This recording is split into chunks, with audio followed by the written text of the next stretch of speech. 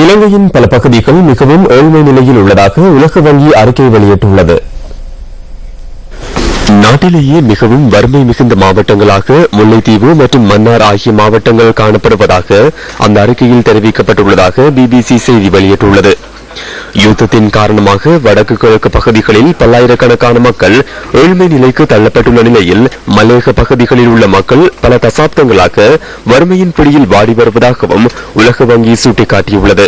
குறித்த பகுதிகளில் உள்ள மக்களின் வாழ்வாதாரங்கள் மேம்படும் பட்சத்திலேயே தேசிய அளவில் பொருளாதாரம் மேம்படும் என உலக வங்கி தமது அறிக்கையின் மூலம் வலியுறுத்தியுள்ளது.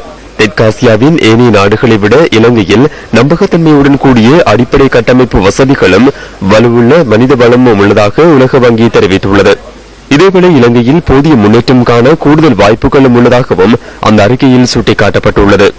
இலங்கை கடற்பரப்பில் கடல் வளங்களும் அதிக அளவில் உள்ளதாக அந்த அறிக்கையில் குறிப்பிடப்பட்டுள்ளது. அத்தகைய வளங்கள் மூலம் மக்களின் வாழ்வாதாரத்தை மேம்படுத்துவதற்கு அரசு ஆக்கப்பூர்வமான நடவடிக்கைகளை முன்னெடுக்க வேண்டும் எனவும் அதில் குறிப்பிடப்பட்டுள்ளது.